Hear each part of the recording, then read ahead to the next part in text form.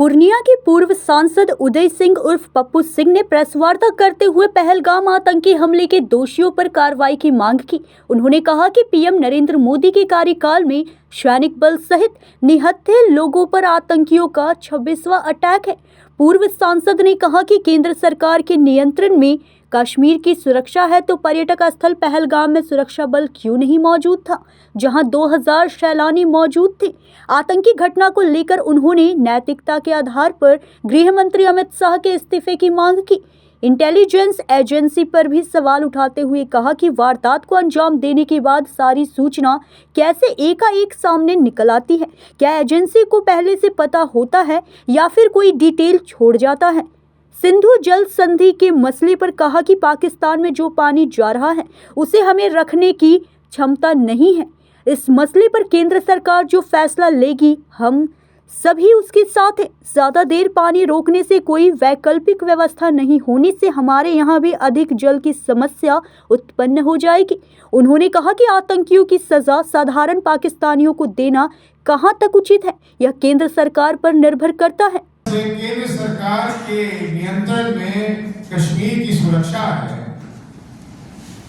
तो सुरक्षा बल ऐसी जगह पे क्यों नहीं था जहां 2000 हमारे देशवासी छुट्टी मनाने गए थे अपने पत्नी के साथ, अपने बच्चों के साथ, अपने माँ बाप के साथ,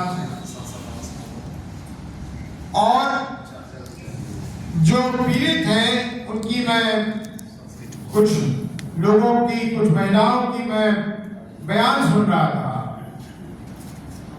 कि वो चिल्लाकर कहेंगे मुख्यमंत्री से, कहेंगे मंत्री से, ये कह रही हैं कि सुरक्षा न एक पुलिस, न एक सुरक्षा कर्मी, न किसी इलाज का इंतजाम।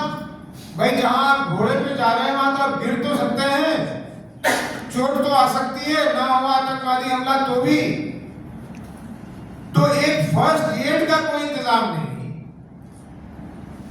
इसके लिए तो मैं समझता हूं कि केंद्र सरकार को देशवासियों को जवाब देना ही चाहिए और इसको कभी भी कंफ्यूज नहीं करना चाहिए कि केंद्र सरकार के लिए हुए कठोर से कठोर या उचित कदम के साथ पूरा देश खड़ा, यहां कोई विपक्ष नहीं है।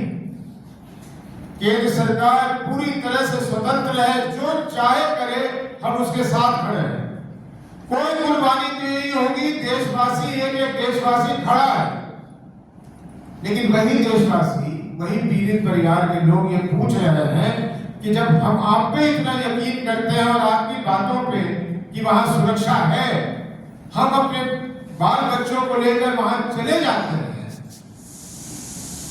तब ऐसा होना ये तो बहुत ही दुखद और गैर जिम्मेदारी की चीज है। और मेरे समझ से इस बाबत गृह मंत्री जी को इस्तीफा देना चाहिए, क्योंकि नैतिकता। पूर्णिया से प्रभात पांडे की रिपोर्ट।